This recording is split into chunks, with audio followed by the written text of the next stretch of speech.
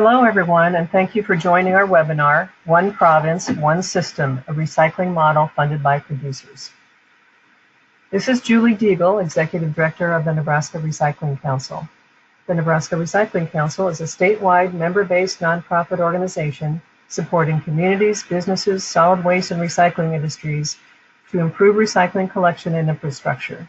Our mission is to maximize the economic and environmental benefits of resource recovery in Nebraska. In 2014, British Columbia became the first North American state or province to adopt a full extended producer responsibility model, or end-of-life management, for residential packaging and printed paper, handing the responsibility over to the businesses that produce these materials. They reinvented processing infrastructure in British Columbia for efficiency, established a standard set of accepted materials, and develop promotion, education, monitoring, training, and enforcement programs to reduce contamination. Their residential recycling system services 1.7 million households, or over 97% of British Columbia, through curbside, multifamily, or depot collection. Our presenter is Alan Langdon, Managing Director for Recycle BC, who oversees this groundbreaking program. He has extensive experience in sustainability and extended producer responsibility, and previously served as the Vice President of Sustainability for the Retail Council of Canada and the Vice President of Environment for the Canadian Council of Grocery Distributors. During the webinar, please type your questions in the chat box as they come to mind. They will be answered at intervals during the presentation and at the end. A recording of this presentation will be available following the webinar on our website under the Resources tab. Our website address is nrcne.org. Thank you again for attending, and with that, I will turn over the presentation to Alan Langdon. There will be a slight delay before he begins.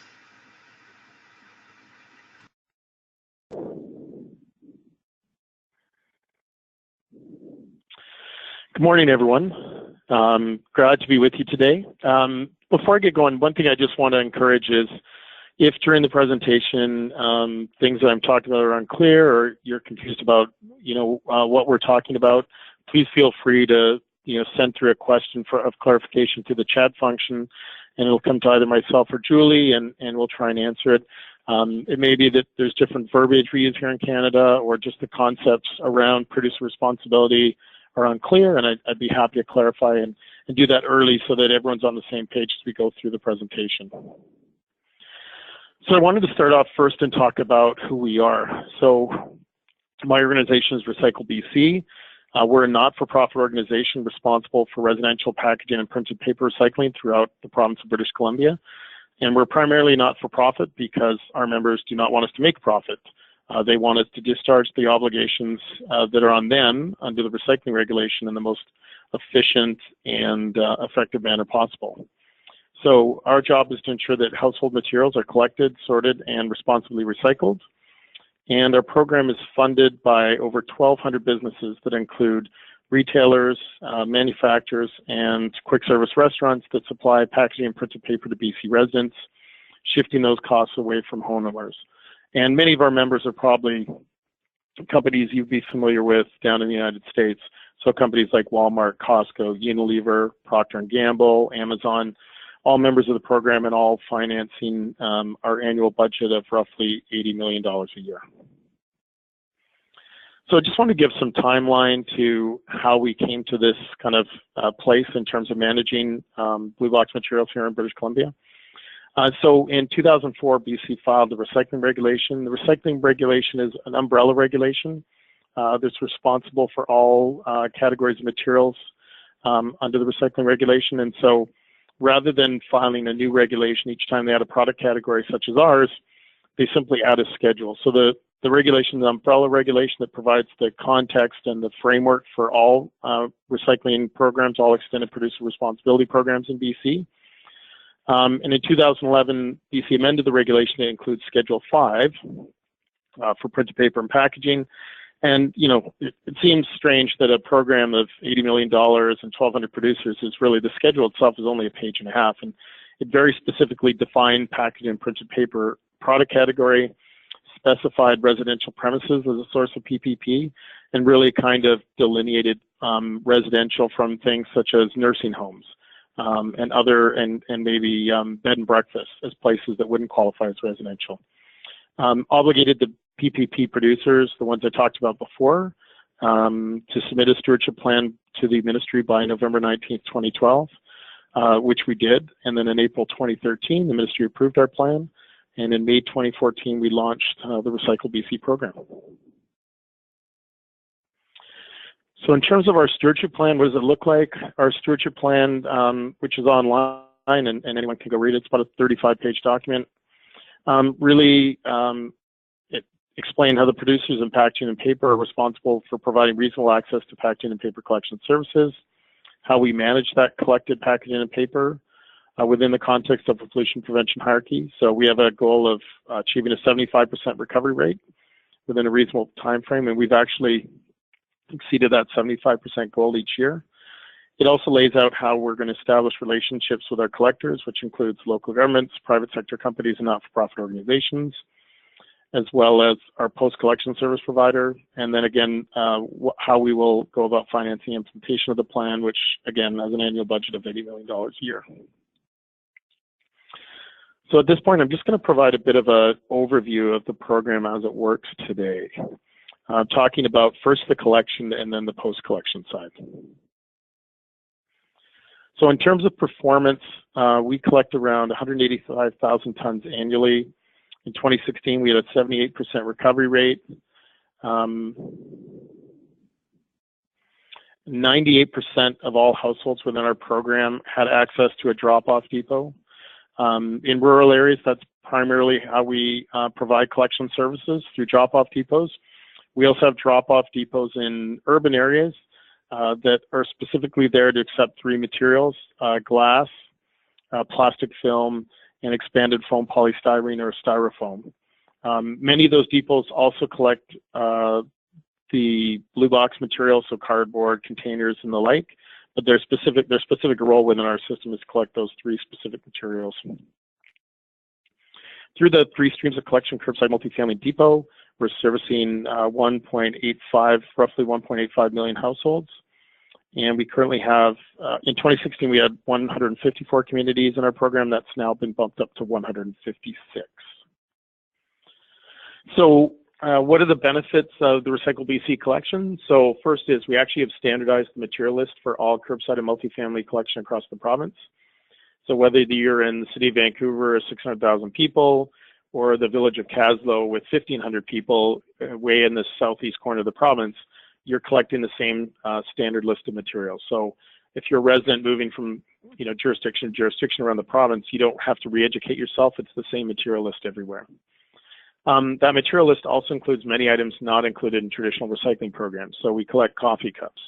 We collect aerosol containers, primarily shaving cream and whipped cream, plant pots, and even single-use coffee pots. Our cleared and colored glass containers, we've asked be segregated from other printed paper and packaging. We found if collected in a commingled with other containers, it often contaminated the other materials. So we give our collectors the option of collecting it segregated and curbside.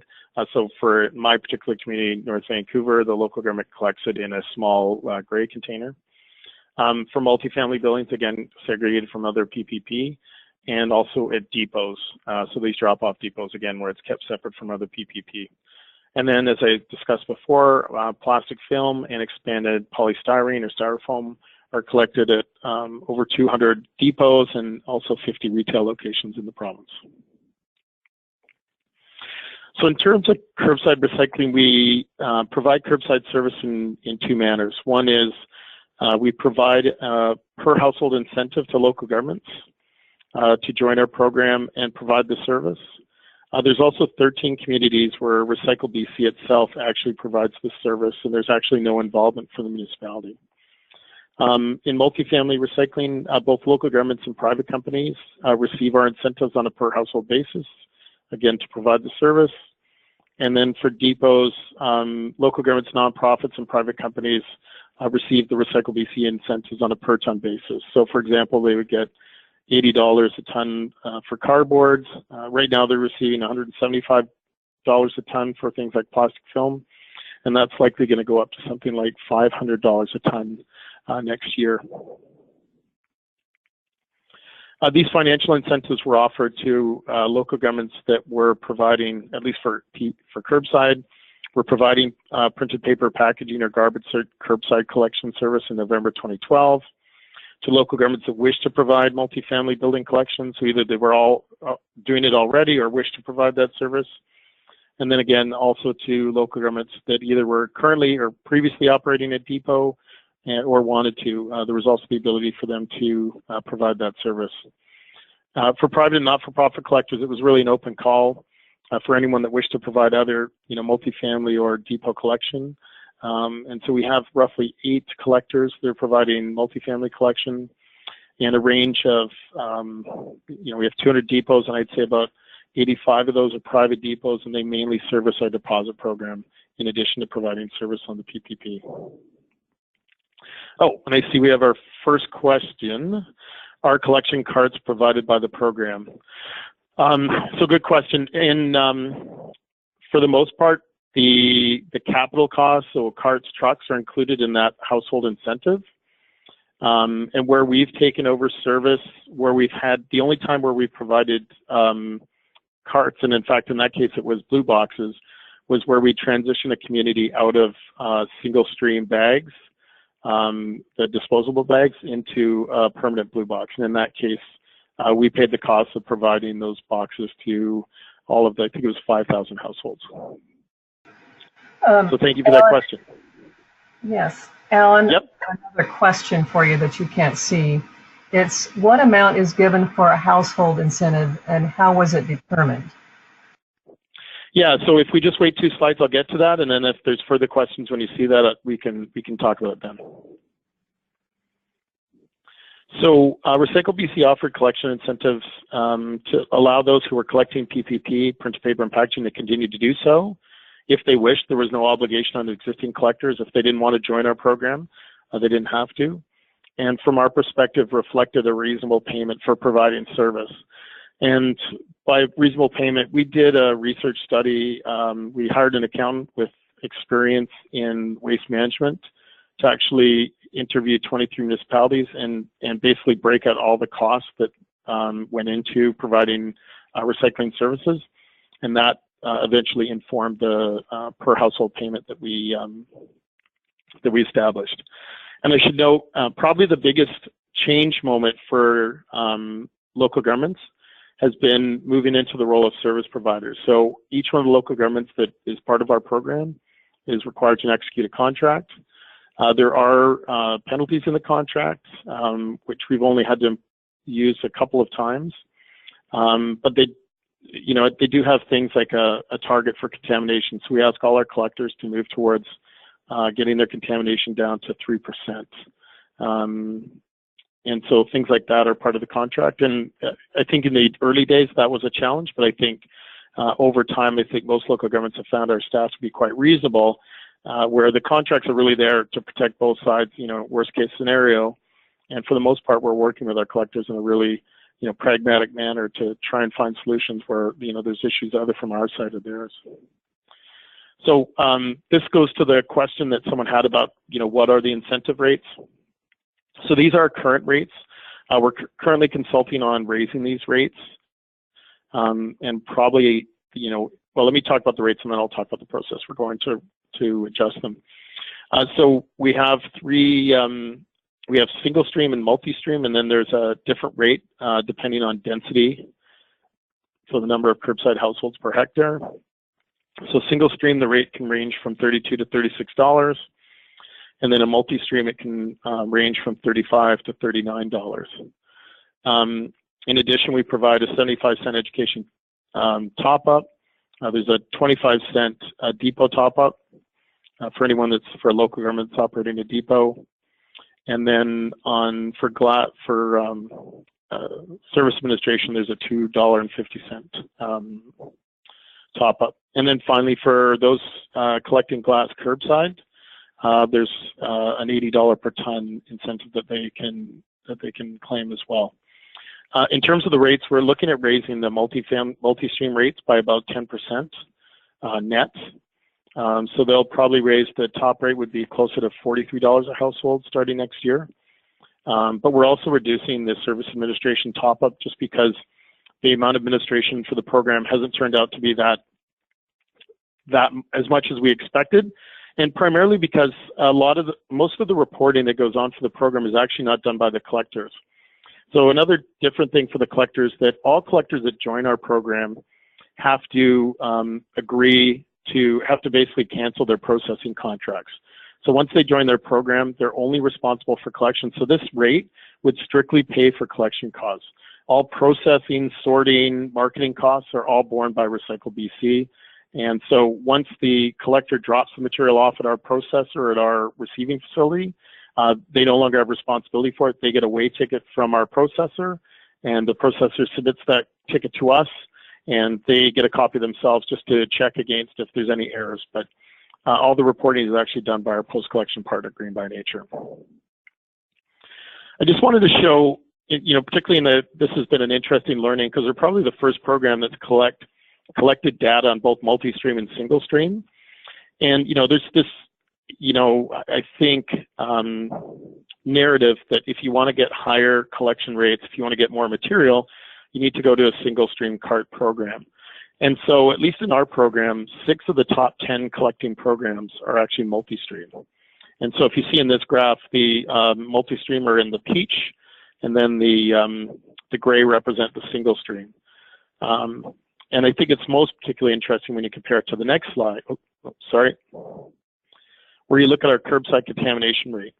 So it's great that, you get a lot of the single-stream programs are in the top 10, there's 4, but they also have almost 3 times the contamination. So right now it's at about 10.2, so 2.5 times in the single stream, and just above 4% in multi-stream.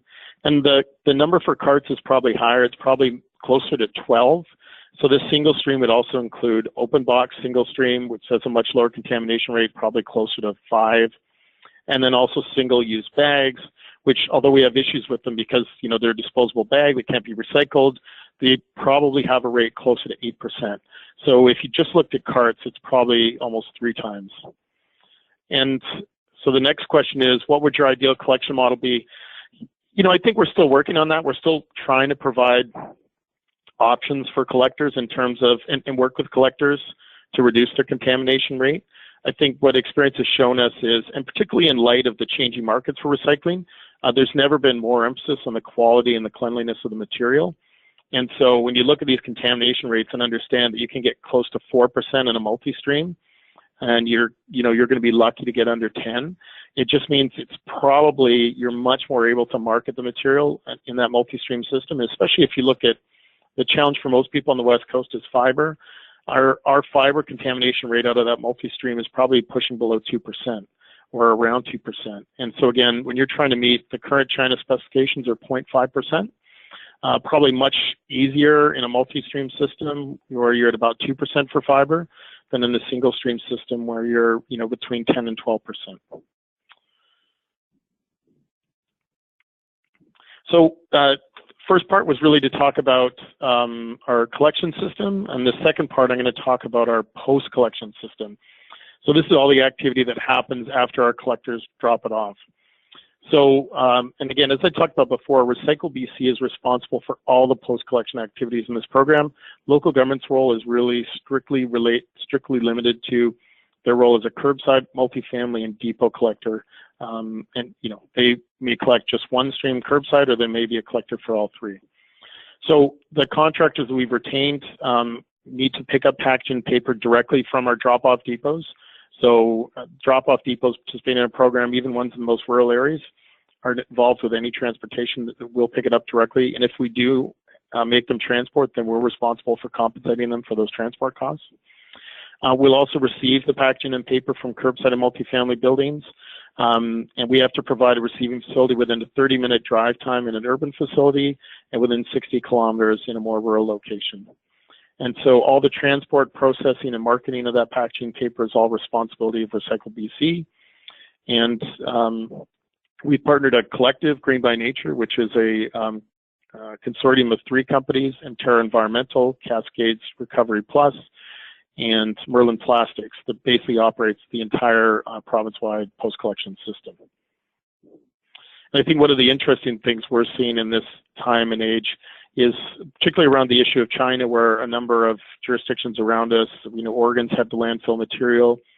We know that in our neighboring province, Alberta, the largest city is currently warehousing all their material and has been since the summer. And probably at some point it's going to have to decide whether to landfill. We've still been able to market our material, but even for us, and even with our low contamination rate, we know that there's some challenges ahead, and that may not be forever. And so, there's active discussions underway in terms of how we can diversify our markets and look at options outside China. But we have scale, we have large amount of material, which is both a plus and a minus.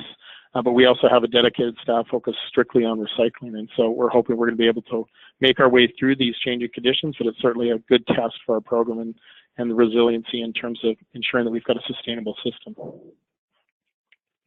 I think another thing to really note about this, and now I'm going to talk in more detail about how we structure post-collection, is that British Columbia is a huge province.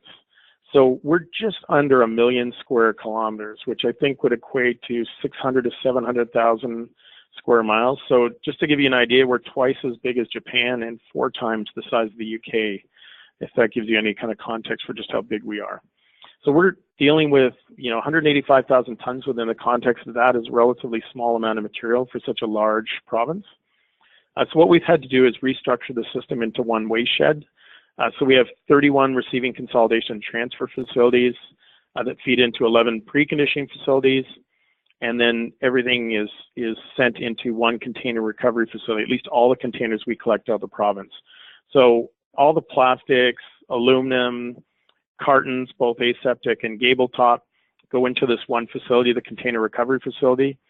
And really that's the idea of doing this was rather than try and recreate state-of-the-art technology or facilities across the province, we really didn't have the economies of scale to do that. We were going to direct everything into one central facility in the province, and one that's roughly 30 minutes from the collectors that provide about half the material in the province. So I'm going to talk a little bit in more detail about what each part of the post-collection system does. So our receiving consolidation transfer stations, they receive materials from curb and or depots. They bale fibers and cross-dock those through Vancouver or directly to market. And then they also bale containers and ship those containers to a container recycling facility. Our single stream PCFs, and single stream represents about 45% of the material in the program. They're really what we've done is we've repurposed existing material recycling facility infrastructure. And so those facilities receive directly from curb depot or the RCTs, and then they separate the fibers from the containers, take out large residue, glass and steel, bale all the other containers. And it's really allowed us to reduce staffing, as the kind of sorting that would have otherwise been required from a traditional material recycling facility just isn't really required in this type of situation. And then for our post-collection, for our multi-stream PCFs, again, 2-stream, about 55% of the material, and again, they receive materials directly from curb, depot, RCTs. The fibers aren't sorted, they go directly to the baler, and where possible, when markets dictate, and that would certainly be right now, we'll generate an OCC grade. And again, like the single stream, take out the large residue, glass and steel. All other containers sent to baling and then sent to our container recycling facility.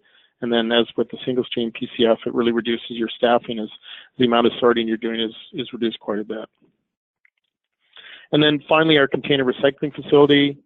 So all the containers are sent to this 185,000 square foot facility in the Greater Vancouver area. We use 9 optical sorters. So really it's a state-of-the-art facility to sort roughly 30,000 tons of containers per year. And we're able to sort containers into all these different categories: PET clear and colored, HDPE natural and colored, polypropylene, other plastics, aseptic polycoat containers, steel containers, and aluminum containers. And then finally, another difference in our program is under the regulation, we actually have to disclose where we're sending this material. So We typically give priority to end markets located locally or in countries that are members of the Organization for Economic Cooperation and Development, OECD. We do permit marketing of PPP to end markets located in countries that are not members of OECD, and that would be primarily China, but only if those specific end markets, those facilities, are able to meet or exceed the environmental and health and safety standards equivalent to OECD standards. And so in doing so, we need the documentation, and where necessary, we need it translated in English so that we can ensure that it meets our requirements. So plastics, all our plastics are sold to Merlin Plastics in British Columbia. We don't send any plastics overseas. The majority of fibers currently going to end markets in China, we'll see, or Vietnam, and we'll see what, if that continues going forward. And then we're sending polycoats, so gable top and aseptic containers, primarily to some mills in South Korea. Our glass is sold to end markets in British Columbia, and then metals sold to end markets in Ontario, with the rest remaining in BC are going to end markets in the United States. And I was just asked, when you say multi-stream, then do you mean dual stream collection? And yeah, that's exactly it. So here in BC, most of the dual stream or multi-stream collection would be a blue box container along with a reusable HDPE bag for fiber. And then a number of jurisdictions have introduced a smaller gray box for glass collection. And our experience has shown that, the set out rate for that glass box is probably about 35% during each collection week. So basically, every third time, you'll see some glass, and it's rare that those glass boxes are ever, really full. Keeping in mind that most of the glass in BC is still managed through the deposit system, so beer containers and spirits and wine containers. So I just wanted to show this. This is the amount of styrofoam we collect in 1 week in a community of 25,000 households, around 75,000 people. And as you can see, it's a lot. And I think, all of this styrofoam is actually processed here in BC. We melt it down. And this is probably about 300 pounds of styrofoam, and it'll probably get melted down into, bricks that probably fit in the back of a Subaru wagon. And all this styrofoam, we process, do a hot melt here, and then send it over to China, where it's actually made into picture frames and crown molding. It's then sold into the U.S. market, actually, through Walmart, Costco, Michaels. And we were actually over at the facility back in September to actually see it in action. An incredible facility, 2,000 workers, and just to see how much styrofoam they're processing every day is just incredible. And they like our stuff for the most part, but it was also a real learning experience for us in that we think we've got clean material, and you can see here we've taken great lengths, great pains to keep that material clean.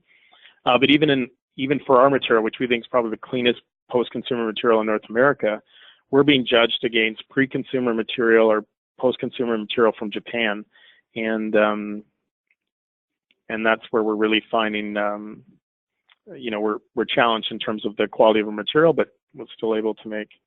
Had a question, what are the bags made of? And I'm not sure what that's in reference to. Is that in reference these bags of styrofoam or something else? If someone could clarify, that'd be great. And in the meantime, I'll just continue moving on through the presentation. So it was for the bags. I think these would just be basically your LDP bags, and we just use them really in the transport. So I guess two things. The transparent bags are just your typical LDP bags, and we use those because they seem to be an easier way to transport some of this material to the receiving facility. And then the bags on the right are really nylon, what we call mega bags. And we use these a lot with our depots. They're pretty light for shipping, and so we use them for almost all the materials, and they're just a really light, cost-effective manner to ship material in a pretty standard size. They fit on a pallet, and so we found them really useful, and particularly in small locations with low volume, where we're not having to pay for really heavy infrastructure like a 40-yard or some sort of bin like that, where the costs of just transporting that are so huge in a province our size. And here's also a picture of single-use coffee pods. I believe these ones in particular are compatible with the Keurig system, that are being collected in our curbside system. I think this was actually back in 2016. So they're totally clean. These ones are polystyrene, but we've definitely been in lots of conversations with Keurig, who are moving to polypropylene cups, and we're hoping to have those in the marketplace here by the fall, at least end of the year. And our instructions since the beginning have been, if you've got clean cups free of organic matter, we're happy to take them. And as Keurig actually moves in the marketplace with recyclable cups, then we're actually going to be actively promoting people putting their cups in our program. Up until now, we've had them on the material list, but haven't done any large-scale public education. But as we have more assurance that most of the cups out there are recyclable, then we're going to be doing more work to ensure they're collected in our program. So I'm just going to take a couple of minutes to talk about marketing and communications, and then I'll end up just talking about some of our next steps and partnerships we're undertaking. So because we have a province-wide program, we're not just doing it for one individual municipality. We're actually able to do province-wide recycling programs. So it's an example of our latest program. We did bus kings and headliners, and you'll see an example there in your lower right, transit shelter ads, grocery store ads, online display ads, and then Facebook promoted posts, which have been really successful for us, especially targeting certain demographics, and then television commercials. And again, because we have a standard material list, we're able to focus on things like the Whippy container, which is about, primarily your whipped cream aerosol containers. We're able to get down into that specifics, knowing we're able to communicate to all residents, not just residents in a specific community, meaning we can really, leverage a lot of our assets across the communities. And we also make these assets available to our local government partners if they want to use them in some of their own local specific campaigns. We also partner with some of our local sports teams. So we have a partnership with our Vancouver Whitecaps MLS soccer team, as well as our Vancouver Canucks NHL team. And then we also partner with some of the local groups involved in promoting recycling. So we have 5 community groups that we call community champions, and they're really there to support local education, promotion education for all sorts of recycling. But we partner with them to kind of ensure that we're all on the same page in terms of promoting the right things about printed paper and packaging recycling. And then we also have a community events team that travels. I think last year we did about 40 events, and you can see a picture of kind of the footwear or the footprint of the tent and the community events team. So they travel to all sorts of events and communities throughout the summer. We actually have 2 teams. One that's focused primarily in the Vancouver area, and then one that travels all the other parts of the province. And they're really there to engage residents in educational and fun activities, and really part for us of being able to educate residents on exactly how to recycle some materials. We found that while it's great to do the broad education, advertising partnerships, there's also a tactile nature of recycling. And so we found things like an ultimate sorting game where we can actually work with residents to properly sort the recyclables, been really useful in terms of giving residents the actual feel of what it means to actually recycle their material in the proper fashion. And then just some other things. Again, we have a province-wide website. So now if you want to look up what I can recycle, you don't have to go to your local government. You can actually go to our website. And a lot of our local government and private partners are directing people to our site or using our site as a resource. We answer questions on social media, including Twitter, Instagram, and Facebook. We do guides in the 13 communities where we do direct service. So of the 1.35 million households that we service curbside in the province, curbside or multifamily, about 400,000 of those get serviced directly from us. So they would get a Recycle BC recycling guide.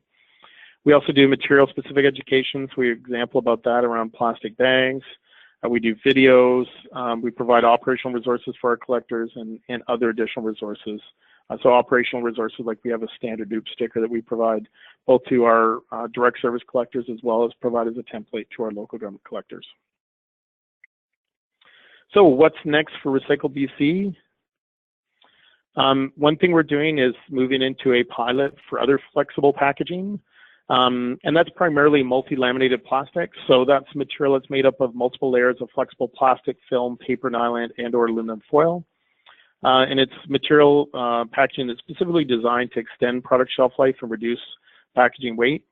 It's one that's used by a number of manufacturers and brands because it's low cost to manufacture and transport, and typically exhibits lower energy use and CO2 emissions, ability to keep foods fresh for longer, and is known to have high shelf appeal. But it's also difficult to recycle. So these plastic packages have to be delayered into their various component materials before they can be managed. And the timeline for research and development is long, as plastics are a durable material and require testing over the recycled product's expected lifespan. Whoops. So we want to collect it because we made a program plan commitment that we would begin to collect all packaging types by 2017. And we want to manage it according to pollution prevention hierarchy. So in this case, at least in the early days, a number of that materials can be headed to recovery as opposed to recycling. And why this material specifically? Other flexible plastic packaging is probably the fastest growing packaging type on the market. It's still low in our overall program because it's still lightweight, but certainly there's more and more packaging shifting to this packaging type every year. Having said that, it is the largest category of packaging that isn't currently collected by Recycle BC. And really this is, Recycle BC trying to stay in step with the materials our stewards are supplying to the residential consumer and making sure that we have a solution, at least in the interim, for managing this material. So our approach is really to focus on research and development. So we're going to work with Merlin Plastics, our partner, on a research development program for viable, stable commercial process at scale for the recycling of the multi-laminated plastic packaging. We hope to achieve some incremental recovery of PET, HDPE, polypropylene, and polyethylene. And but to do that, Merlin requires a clean stream of other flexible packaging of sufficient quantity to be able to run tests on the component parts of the multi-laminated material. So it's our goal to enable the R&D of the recycling of some, if not all, of the materials categorized as other flexible packaging over time to continue to maintain or exceed our 75% collection rate on behalf of our stewards. Any material that's not capable of being recycled will be made into an engineered alternative fuel and marketed as an alternative to either coal or energy from waste.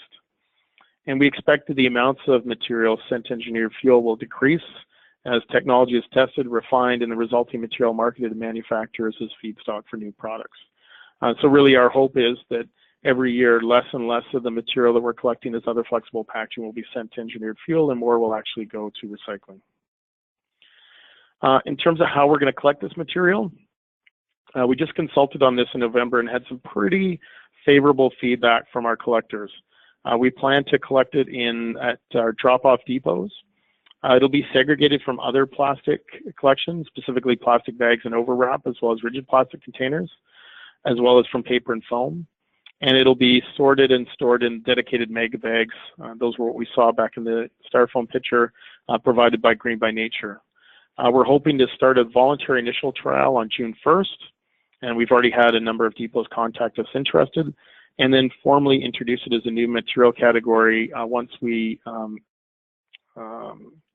set out new contracts at the end of this year. We're just coming up on the first iteration of our 5-year contract. So when we provide new contracts and new depot statement of work, we're hoping to add it as a new material category and include incentive rates so that can be collected starting in November 2018 province-wide. A couple other things I want to talk about. One thing we didn't talk about, in addition to our drop-off depots, we've also started to partner with one of our local retailers, London Drugs. So they're accepting plastic bags and overwrap as well as foam packaging, first at their 11 stores in the city of Vancouver. So when we took over direct service of the roughly 230,000 households in the city of Vancouver, wanted to ensure that we had additional options available for plastic bags and overwrap. And so we were able to reach an agreement with London Drugs. They're paid the same as any of our other depots and have to adhere to the same standards. And the program works so well that we've since expanded it. And since November 1st last year, we're now collecting both plastic bags and overwrap as well as foam packaging at all 50 of their locations across British Columbia, which means we have roughly 250 options in the province for people who want to find a way to recycle their plastic bags or foam polystyrene. And we're also working globally with a number of different people to just create, a better economy for plastic. And probably the primary project we're involved in is the New Plastics Economy Initiative. This is a project out of the Ellen MacArthur Foundation. They did a pretty groundbreaking report about 3 years ago, and I would highlight two things. One is it really set the stage for saying that if we do not come up with a long-term solution for plastics, by 2050 we're going to have more plastics in the ocean than fish, which is obviously a concern. But it also really looked at systems, and it actually highlighted the Recycle BC system as an example of kind of changing the system and using scale to actually improve the efficiency of the system and the recovery of the material. When we look at how we manage plastics, our plastic processor is getting bales that he sorts at his own sorting facility, the container recycling facility, and so the bale quality coming out of that sorting facility are upwards of 95%. Whereas in many jurisdictions, you'd be buying like 70% bale quality. So you buy a bale of PET and maybe 70% of it's PET. That kind of efficiency we're able to gain means we're able to recover and recycle a much larger amount of material than probably almost any other jurisdiction in North America. And it also means we're developing a closed loop that, as with other flexible packaging, we're able to really adapt to changing packaging going forward, and in a spot where we can actually work with a number of producers. So we've already, in addition to working with London Drugs, we've had some pilots with Keurig where they were able to test out their new cups and found results that probably exceeded the results of any other jurisdiction in North America by about 30%. And we're also doing collection pilots with Nespresso as well as a range of consumer goods companies on some sort of more difficult packaging types such as flexible tubes. All of this is really, available because we operate the whole system from collection straight through to marketing. And so producers can work directly with us, and they're able to work in pilots at any stage of the recycling system and really work with us as a partner as opposed to, for a large scale area, as opposed to trying to work with individual municipalities. So I think it's been a successful model, and I think one that we're going to see much more pickup from producers in the coming years as they work to understand, what options are available to them in recycling, and they're looking for partners to help them through that journey. So I just want to end with this slide.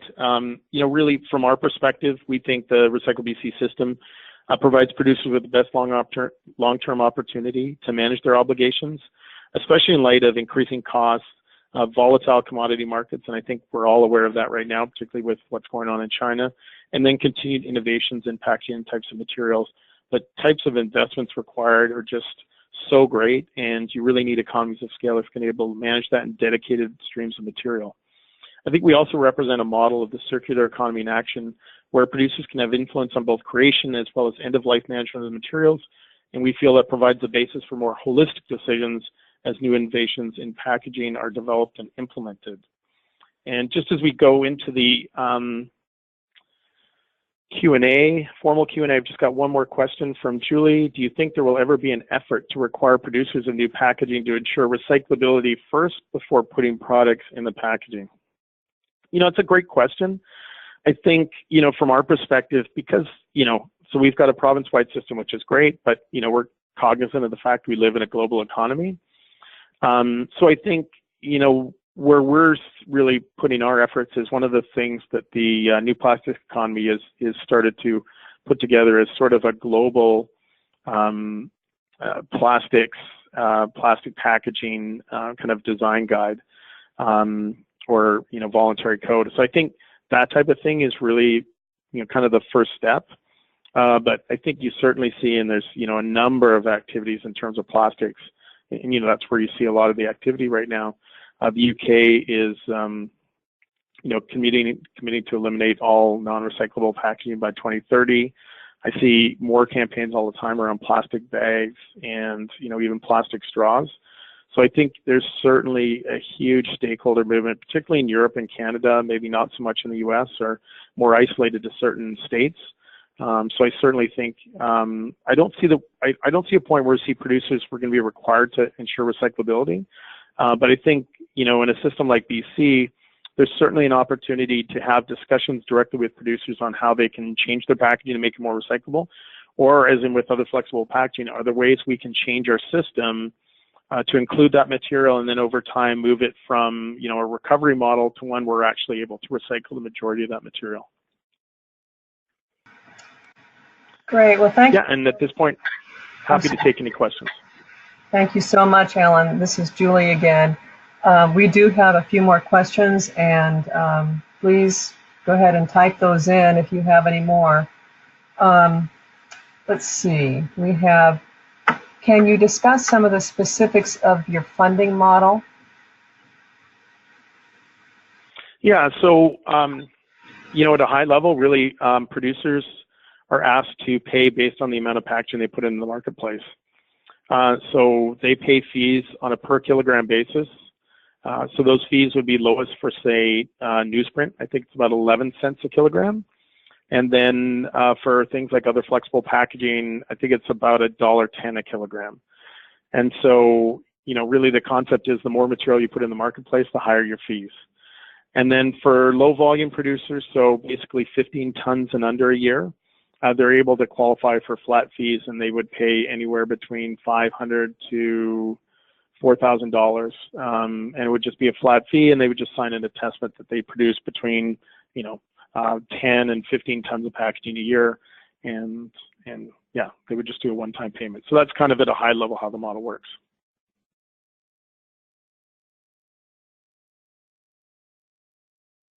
All right, here's another question. Initially, depots were not happy with changes directed by big consumer brands under the EPR system. How is the relationship now? Sorry, can you repeat that question? Oops, I just deleted it. I'm sorry. Initially, gosh. So if I take it right, initially depots, there wasn't a positive relationship with depots. How's the relationship now? You know, I think our experience has always been a pretty good relationship with depots from an operational point of view. I think they're like any other group, especially private depots. They're always looking for more money. So there's always that kind of natural tension that exists. But, you know, I think for a lot of the private depots, you know, it's another group of material they could collect. If anything, you know, I think they want to collect more material, and certainly in the, you know, the experience I have is that private depots that are not part of our program are calling all the time to be included. So I'm going to use that as one example to say that we're obviously offering enough of an incentive that they want to join the program. But then the other thing is that, you know, I think our local government depots have also been successful. So about, you know, 55% of our depots are local government, and I think that model works really well with them, particularly the rural ones where, you know, in a province like BC that's so large, we're paying all the transportation costs.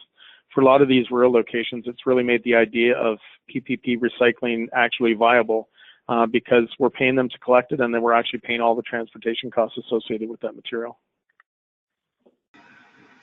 Okay, I've got a couple more questions having to do with organics. Is the organics collection program, and then also do you have standards for the foam packaging and, you know, the food residue on foam packaging? So. Yeah, those are great questions. So organics, there is an organics program in BC, primarily in the Metro Vancouver area. It's not one we're, you know, actually formally linked to. We're certainly aware of it. It's primarily still run by local governments. And so it's really a complementary system. Great question on the foam packaging. That is really still an issue. So, you know, where we have solid markets for the foam is when we collect the big block foam you get from, you know, large or small appliances. That can easily be melted and is, you know, really high quality stuff that we can then send over and get made into picture frames and crown molding.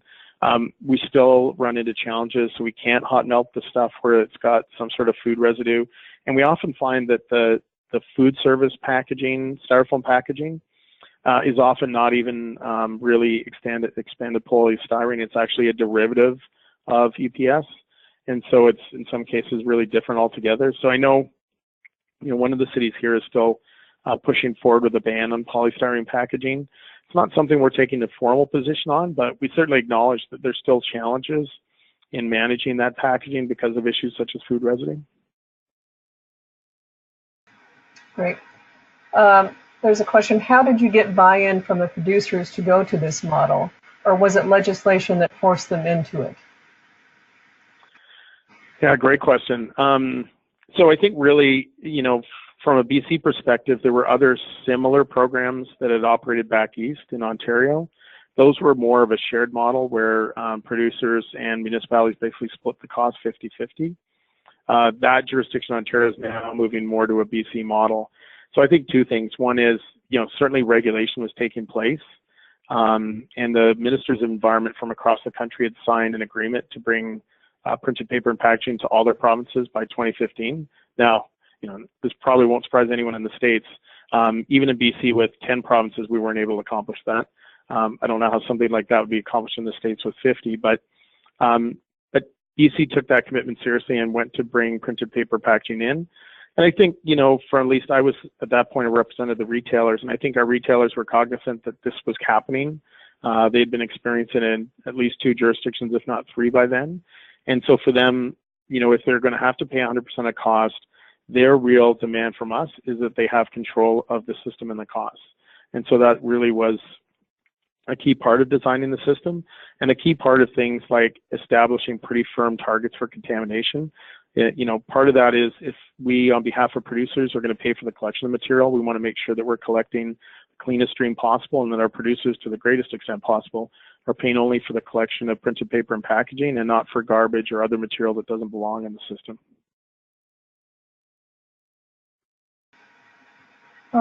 Here's another question. Have you worked with Recycling Partnership? That's a group that we're more familiar with in the States. I'm just wondering if they work, or you work with them, or they helped you with the design of your marketing materials.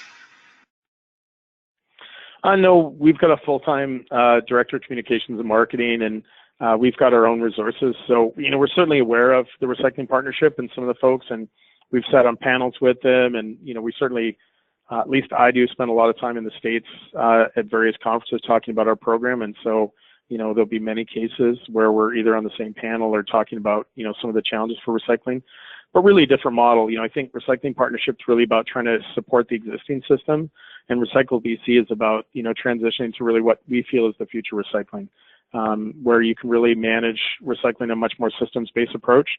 I commend the Recycling Partnership for what they're trying to do to try and make the current situation better.